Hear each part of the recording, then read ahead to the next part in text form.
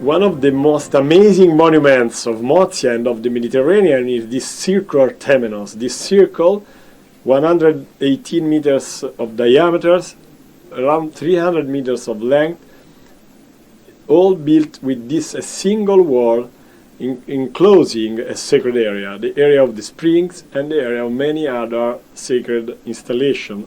Like this betil, this stone, freestanding stone, will mark the place in which we found a female pelvis of a young lady aged 12-14 years and the milk teeth of a child. So these strange finds point to human sacrifices which were performed by the Phoenicians in the sacred area. But we found also many human teeth sewed all around the bottom of the wall, hinting at some activity, religious meaning that we cannot now completely grasp. At the northern side, at the northern tip of the circle, there was the stela, and there was a secondary entrance, just for the priest, for example, because it's very narrow, and this stela was exactly indicated in the north. So there is the circle was used in connection with star watching and interpretation.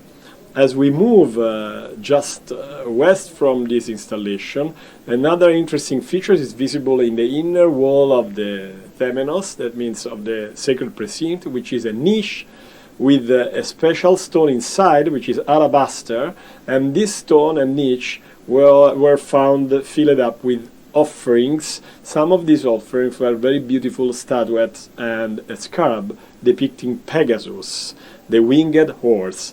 Then, as we move farther west, we can notice something which is interesting from the point of view of the building of this monument. Because we have here the narrowest point of the circle, which is 0.7 meters wide, and this is possibly the place in which the two different groups of workers met and joined their work, completing the circle.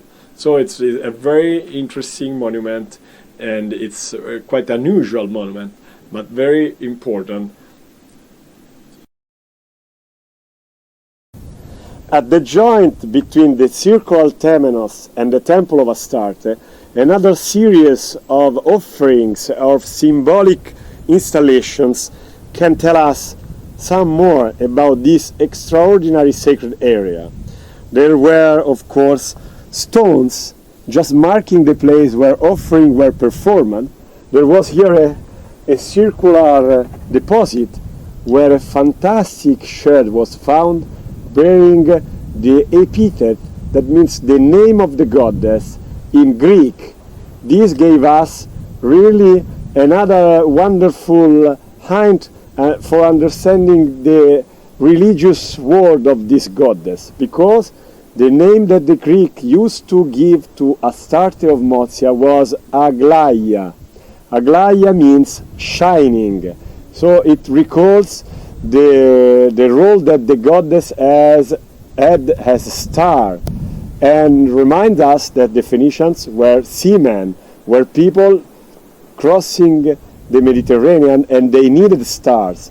So the sanctuary, which was connected with fresh waters, as you remember, actually was also connected to the sky, and the name of Astarte, Aglaia, shining, is a very long-lasting epithet.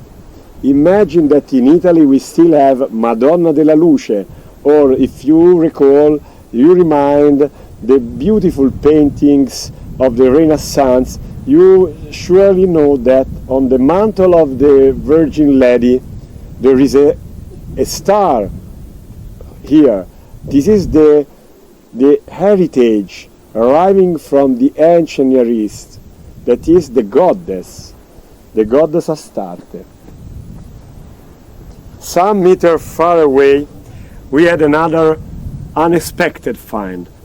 Aside these stones there was the pelvis of a young lady, 12 or 14 years old, which was possibly sacrificed together with the teeth of a child.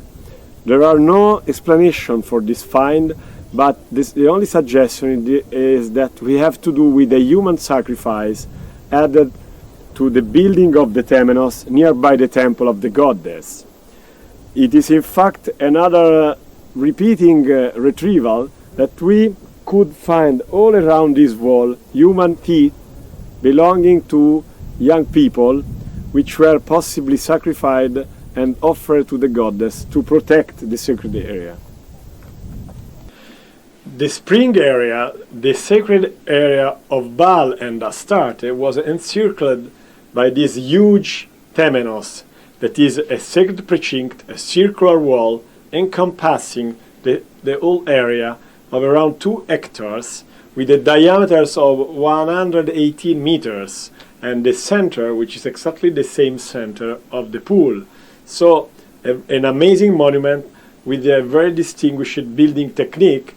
And you see from the slide on top that the temple of Astarte actually was jutting out from the circle, and only in the last phase, in the last building phase of the sacred area, it was cut by an enclosure wall which closed this passage.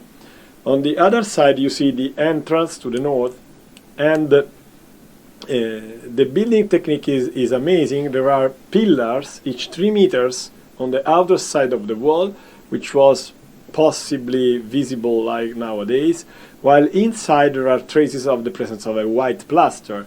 The upper part of the wall was made of mud bricks, and its possible reconstructable height was around 3 meters.